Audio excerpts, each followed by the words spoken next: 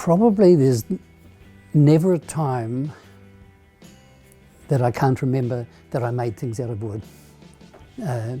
Right from preschool, we lived in Mangatautri, which isn't too far from here, and I helped my father straighten nails when he built a shed one time. So that's my earliest memory of doing something to do with wood. But I just seemed to enjoy anything to do with woodwork right from that very early time.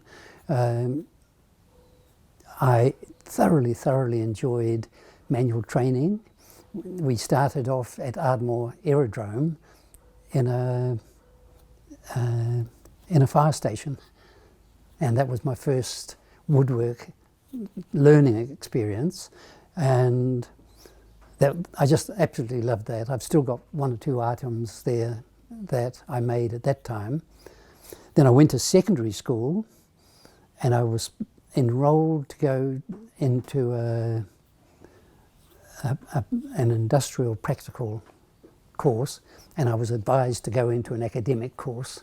So when I went in my first year, we had a teacher who I don't think enjoyed teaching very much, and at the end of the year, he held up the piece of paper and he looked at us and he says, "You blokes, there's nobody going to be successful at woodwork." The next year we went to engineering, and it was just so totally different, because as soon as we got there on the first day, Charlie Bowler was the teacher, and he said to me, or said to all of us, he said, "You work pretty hard up there at what you do." He said, "I just want you to relax and enjoy yourself." And that was total contrast, and I still have the things that I made in engineering the following year. So I did an apprenticeship in carpentry and joinery, and then changed halfway through and did cabinet making and shop fitting.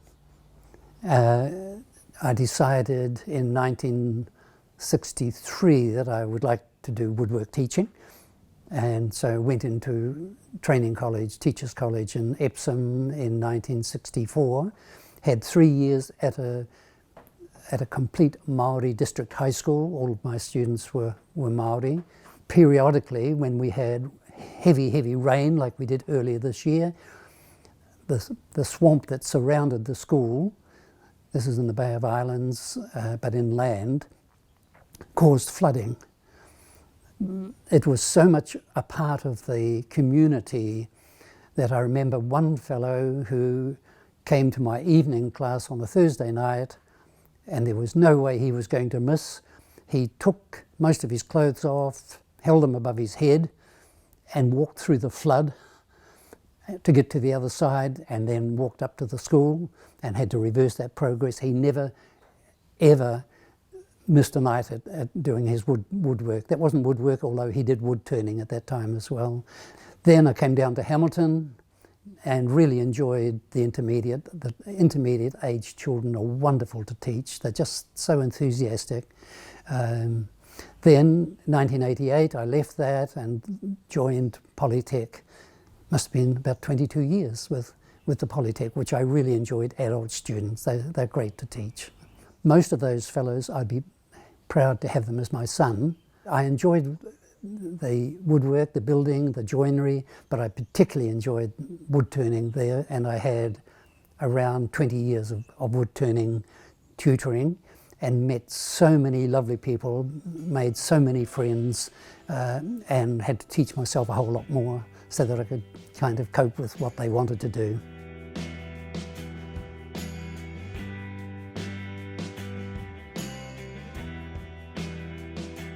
To be successful at anything, you have to think ahead. You can learn a certain amount, but you really have to do an awful lot of planning beforehand. In some cases, one mistake and you've spoiled the whole job. So planning is, I guess, is pretty important. You just think ahead.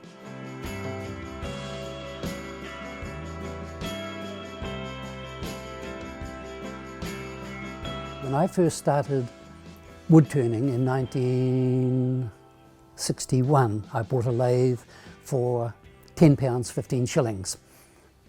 And I didn't know one other person who did wood turning at that time, 1961.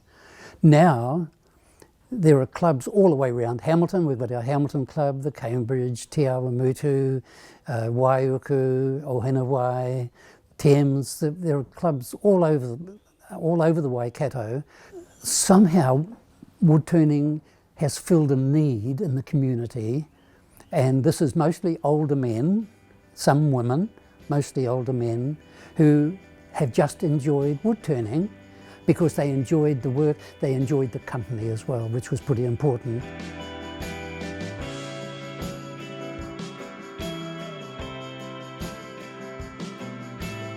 New Zealand in particular, we've had a love affair with wood, and in our early days, all of the homes built in New Zealand would have been built from timber. And timber is an integral part of New Zealand life. Our trees are incredible. And really what happened during the Depression was that to give people work, they planted pine trees. And then in the 50s, 60s, when they needed lots of timber for houses, those trees had matured. So we had plenty of pine trees to be able to build our homes. Sometimes they try to build houses out of steel. I'm not impressed with them. I like the idea. So I think wood has really been part and parcel, an integral part of the life of New Zealanders, right from the very start, yeah.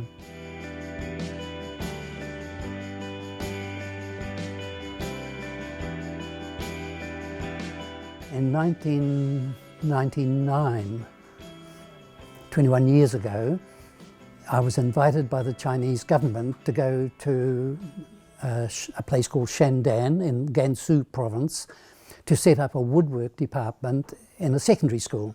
And I spent 3 months over there setting up a woodwork department at Shandan. Now that was, for me, an eye-opener. It was really quite an experience, and the students that I had, this was a residential school, the students just absolutely loved doing the woodwork. As I walked into the village from the school one day, I saw it was really just a little enclosure, no roof over it, but I saw that they had an arrangement for breaking down timber, and I wondered what it was that they made. And one day I saw them working, and they were making timber out of stuff that was about 60 millimeters thick, quite large sections, and they made this very large box. And I thought, they're making maybe for the local children a boat, or maybe a car. But on the third day when I went past, because they didn't speak English, so they couldn't explain what they were making, I realized they were making a coffin. And the ruling there is that the larger the coffin represented the more important person. So the bigger the coffin was, the more important the person was. And after 3 or 4 days of calling in each day, they were ready to celebrate. They had made it, and they drank a grain wine, and they used the little cap off the top of the bottle to drink from. And they poured out that same one. They only had one little cap, and they passed that round to everybody, and then to me. And while I really don't drink terribly much, I had to accept some grain wine. That was really for me, quite an eye-opener to see how people lived. It was right on the edge of the Gobi Desert, so for me that was wonderful.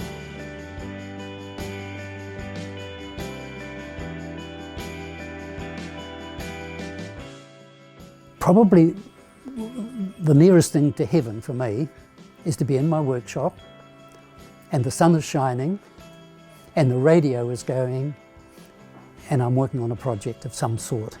And it doesn't matter what the project is, it's the most recent one that's the most enjoyable.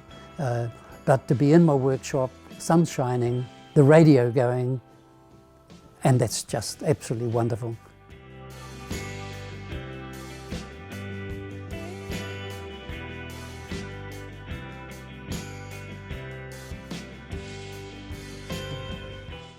The planes developed, they were originally just wooden planes with a steel blade. Then they developed into steel and wood. That's called a transition plane. And then they developed into just being a steel plane. So that's the process from one to the other. Some of the interesting ones, this one is called a number 1, which is one that is very sought after. There are not so many around. Most of these are just sharpened up, ready to use. This is what is known as a coffin plane because of the shape of there, known as a coffin plane, and they just come in various sizes. That's what's known as a chariot plane because it looks a little bit like a chariot, but when you're using these, they are just an absolute dream to use. They're just so nice to use. These planes are reasonably interesting. That's called a compass plane, and a compass plane can be changed in its shape so that you can go around curves one way or the other. And this is a particularly interesting one because instead of winding the blade down there, you've got a piece on the side that allows you to wind the blade down or back up again. These are called marking gauges, and somebody very, very recently, just within the last fortnight, gave me this one. And the wedge holds it there. But what's interesting about this one is that it's in 2 parts, and part of it slides, so that you can have 2 markers there. One of the members from our guild just gave that to me just within the last 2 weeks. This is quite an old drill press where you turn the handle and this will go down so that you can drill. But what happened in the UK during the Second World War, a lot of old tools and machines were broken down and used in the war effort. And one of our members, his father-in-law, had a scrap metal yard in the UK, and he was able to pick up, and he was given that one by his father-in-law. It had come in just as scrap at the end of the war. It hadn't been used, so he was able to retain that. This is, again, not only in New Zealand, but you can see that, I think, is it called a felloe? It is part of a wheel, part of a wooden wheel of a wagon. Comes from out at Tiuku, and those, of course, are the holes that you get for the spokes to go through.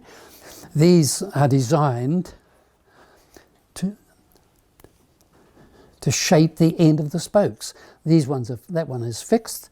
This one is adjustable so that you can do the shoulder on the end of a wooden spoke. And of course, we're just operated with a brace. I do collect a few unusual engineering tools, but not very many. That one is quite an unusual one in that tightens up as you bring that across. So it'll fit any size nut, and of course to undo it again, you just turn it over and it works on the other side as well.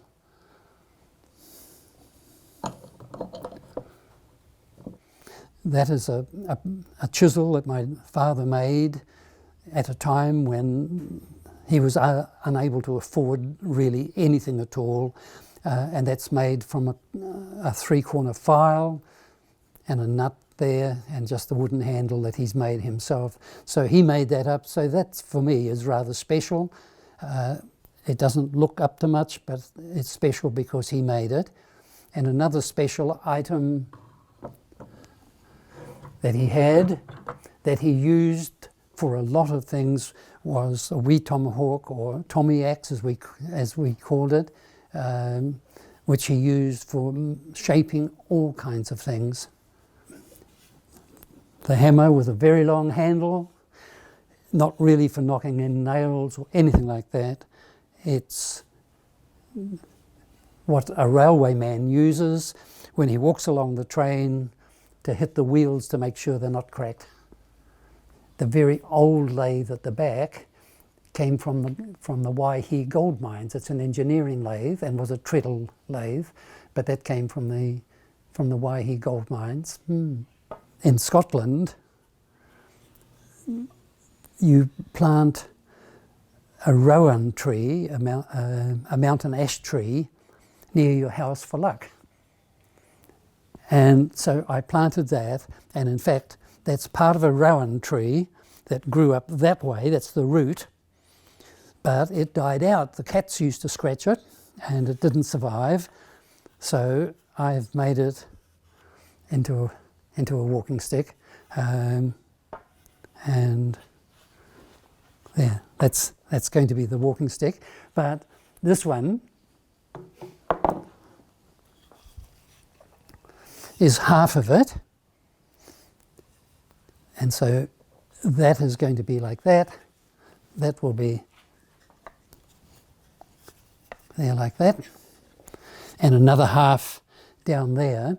And to do the spirals, these spirals, I have it set up over here, ready to do. So there's the piece on the lathe. There's the saw that's going to do the cutting.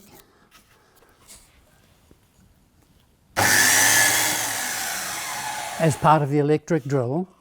And this turns, and as this turns, hello, I've got to take that out. As this turns, the carriage comes along, and so the saw will cut around on a helix at the same time.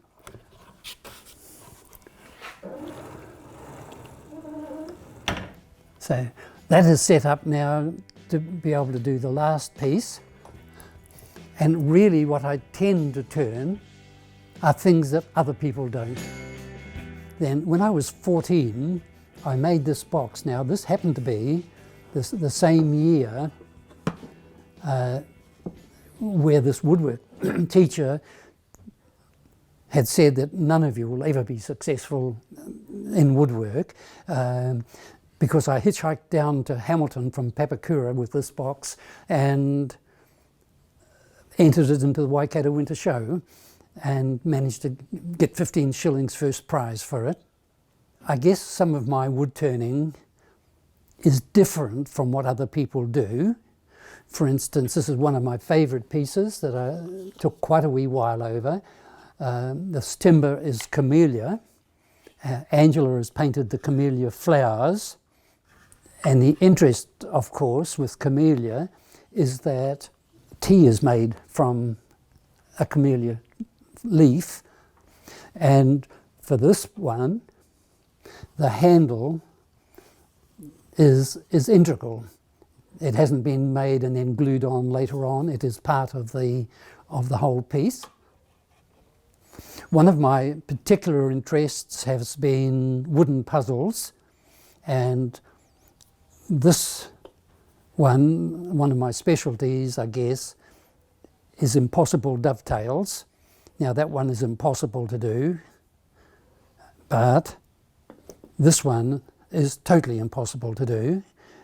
Some of these are done on a slide basis, but I invented this one with 7 dovetails so that nothing was possible to be able to be slidden.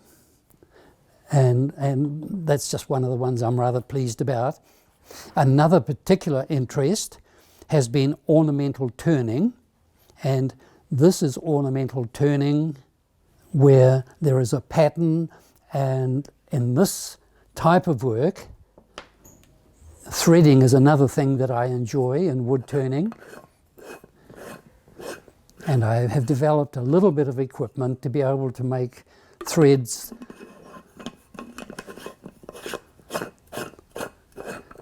in wood turning. That of course also is threaded. These are copies of